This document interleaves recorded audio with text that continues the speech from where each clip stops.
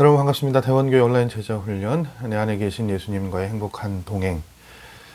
오늘 녹화는 수요일 지금 저녁 시간입니다. 4월 30일. 예, 여러분은 이제 5월 첫째 날 보시겠지만 이제 이 모든 과정이 오늘 이제 4월로 맞춰지게 됩니다. 40과고요. 당신은 한국 선교사이다. 계속되어지는 그 마지막 챕터는 전도에 관한 이야기들을 우리가 나누고 있는데, 그것에 관한 이야기들을 오늘 이제 마무리하는 그런 시간이 될 것 같아요. 다니엘 12장 3절 말씀, 잘 알고 계시는 말씀이시죠. 지혜 있는 자는 궁창의 빛과 같이 빛날 것이요, 많은 사람을 옳은 대로 돌아오게 하는 자는 별과 같이 영원토록 빛나리라. 아멘. 개신교 그 최초의 순교자로 그렇게 기억되어지는 토머스 순교사님은 잘 알고 계시는 것처럼 북한의 그 대동강 모래사장에서 처형을 당했습니다. 자신의 그 목을 치러 오는 그때 당시에 이제 그 포졸, 나졸이라고 그렇게 불리던데요. 박춘관이라는 사람에게 처형 직전까지도 성경 말씀을 전하시고 예수의 이름을 부르시면서 순교자의 피를 흘리셨죠. 정말로 마지막 순간까지 복음을 전하셨습니다. 그래서 그 토마스 선교사님을 그렇게 표현하고 평가하더라고요. 영국 사람이었지만 대한민국의 최대의 애국자였다. 왜냐하면 그 토마스 선교사님이 우리 민족의 영적인 죽음을 일깨웠기 때문에 토마스 선교사님을 애국자라고 그렇게 부른다고 합니다. 전도라는 거, 선교라는 거 참 우리가 어렵죠. 방법론적으로 여러 가지 그 전도에 대한, 선교에 대한 이야기들, 또 여러분들이 각자 가지고 계시는 생각들이 있으실 텐데, 이제 방법의 다양성은 있고요. 그 시기라는 것도 있고, 여러 가지 그 형태로 복음은 전해져야 되고, 그래서 때와 시기에 맞는 복음을 전하는 일들이 개인적으로, 교회적으로 준비되어져야 되는 것은 사실입니다만, 복음을 전하는 것 자체의 그 의미들을 그런 방법론적인 것 때문에 우리가 퇴색시킬 수는 없을 것 같아요.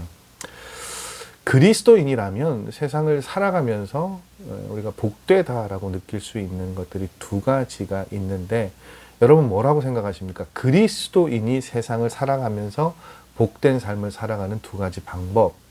첫 번째는 하나님의 자녀가 되는 것. 그러니까 다시 말씀드리면 구원을 받는 것이고요. 또 하나는 뭐겠어요, 여러분?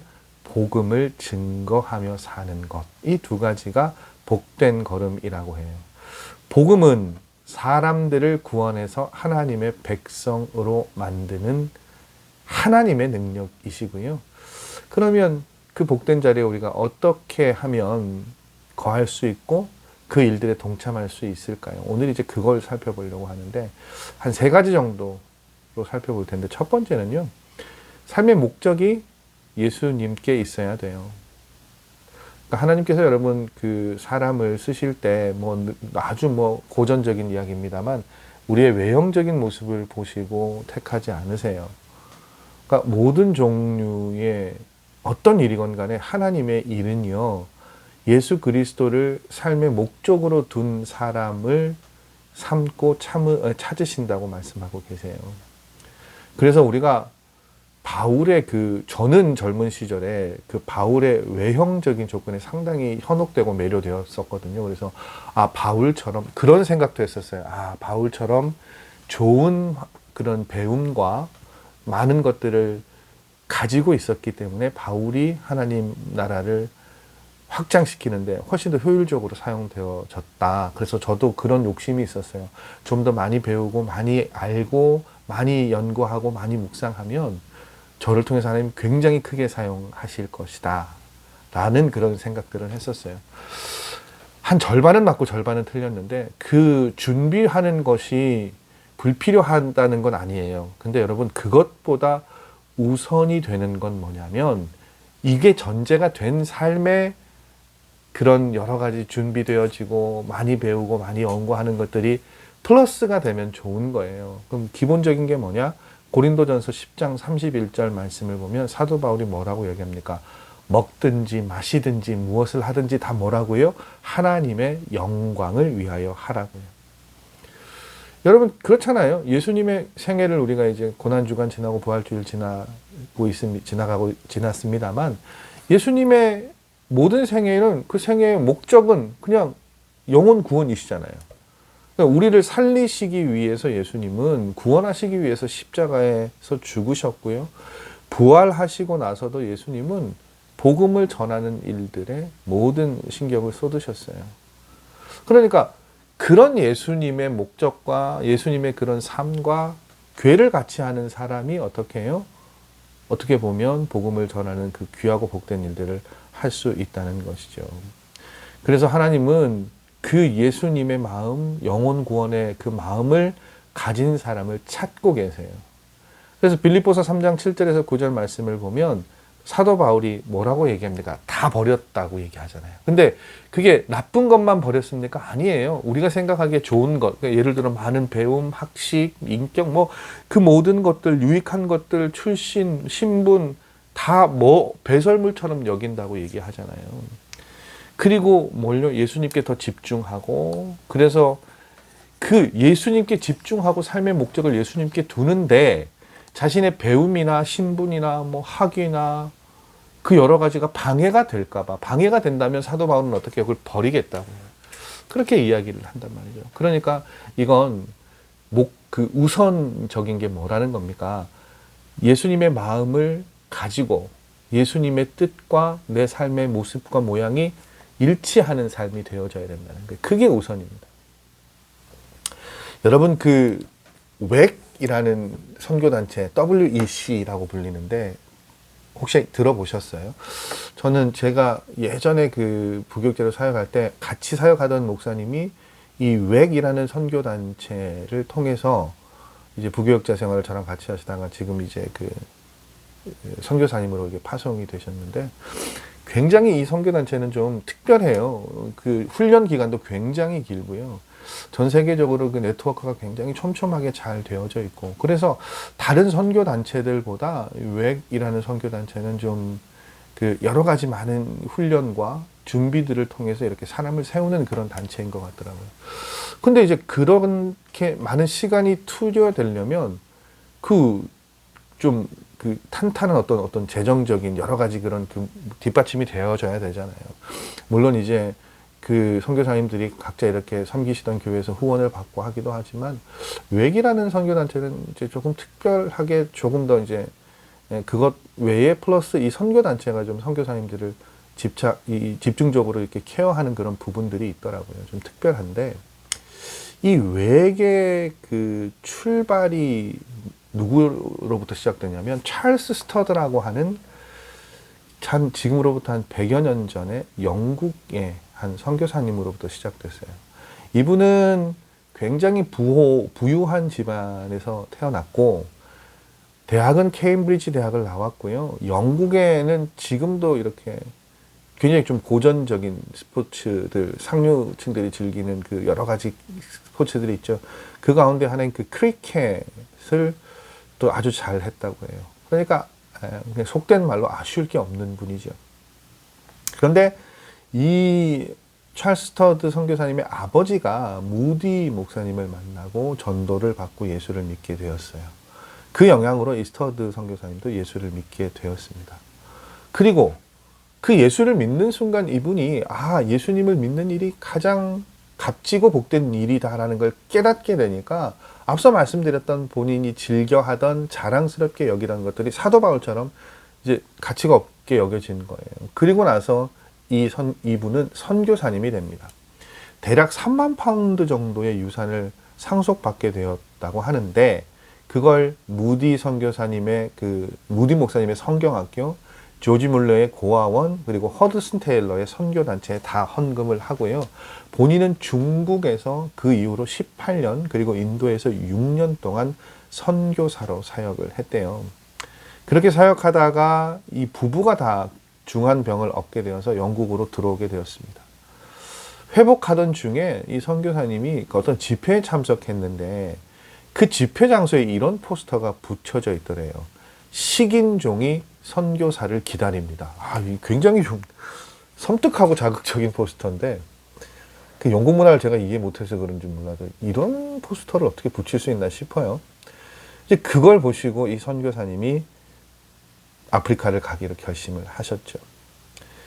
이미 15년 정도 천식을 앓고 있었고, 나이가 이제 100년 전이니까 50세가 넘었으면 거의 노쇠한 노인의 그 축에 들어가는데, 그 이제 아프리카로 가려고 하시니까 부인이 만류를 한 거예요.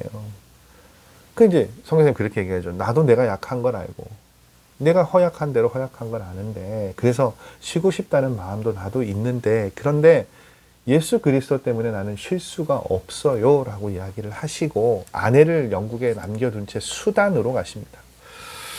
그때 그 떠나실 때 선교사님이 붙잡았던 말씀이 마가복음 8장 35절 말씀이에요. 누구든지 나와 복음을 위하여 제 목숨을 잃으면 구원하리라. 그 말씀 붙잡고 아프리카 수단에서 이 선교사님이 20년을 더 선교사로 사역하셨습니다. 그리고 이 선교사님을 통해서 만들어진 선교단체가 웩이에요. 지금 대략 한 1800명 정도의 선교사님들이 전 세계에서 사역을 하고 계신단 말이죠. 그 변화의 순간 있으시죠, 여러분?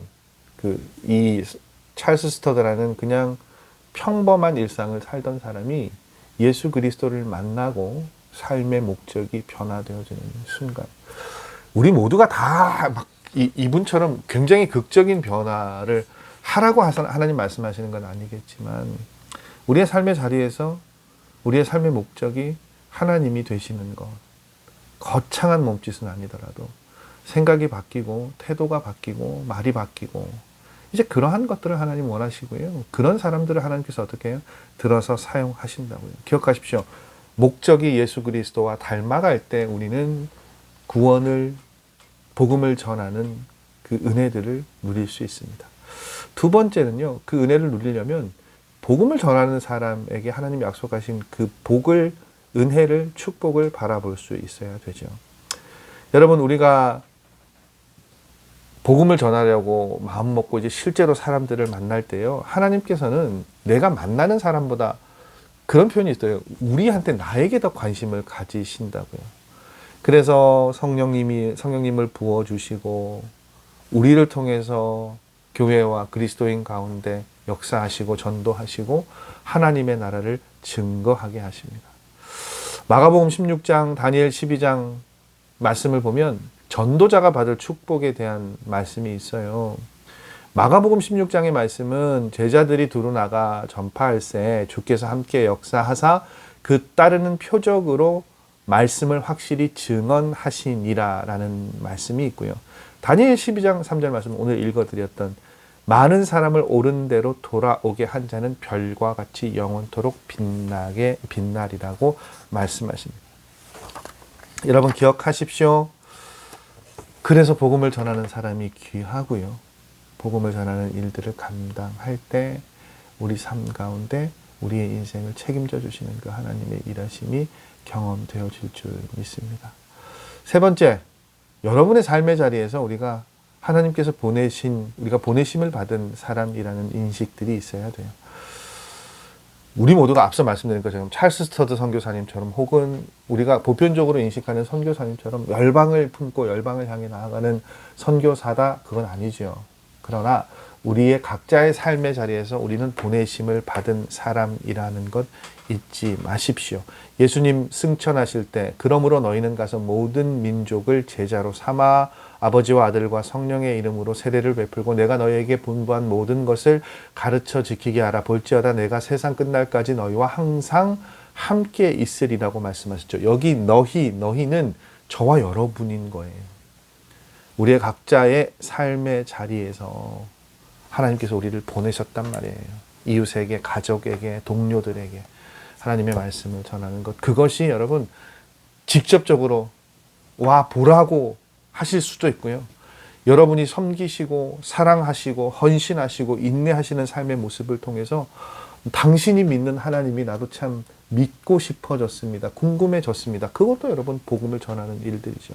어떤 모습이든 어떤 형태든 여러분, 하나님께서는 여러분을 복음을 전하는 전도자로 부르고 계세요. 그 부르심에 순종하시고 그 부르심에 응답하심으로 하나님께서 주시는 은혜들을 누리실 수 있는 삶이셨으면 좋겠습니다. 꽤 긴 시간 예수님과의 행복한 동행의 과정들을 이제 오늘 마무리합니다. 여러분 너무나 수고하셨어요. 코로나 때부터 시작된 예수님의 사람 1, 2 그리고 예수님, 내 안에 계신 예수님과의 행복한 동행까지 늘 말씀드립니다만 거창하고 대단한 것은 아니지만 일주일에 대략 한 20여 분 남짓 되는 시간, 분주한 삶의 시간 가운데 여러분 잠시 시간을 멈추시고 하나님의 말씀을 함께 나누는 시간으로 그렇게 사용되어지셨으면 참 좋겠습니다. 요즘은 뭐 남녀노소 할 것 없이 유튜브 보시는 시간들 되게 많으시잖아요. 그래서 그 많은 시간들 가운데 말씀으로 우리가 좀 회복되어지고 말씀 가운데 더 가까이 갈 수 있는 시간이 되었으면 좋겠다라는 생각으로 이 과정을 시작했는데 또 어느덧 어떻게 보면 이제 세 번째 시즌이 맞춰지게 됐네요. 그동안 너무 고생들 많이 하셨고요.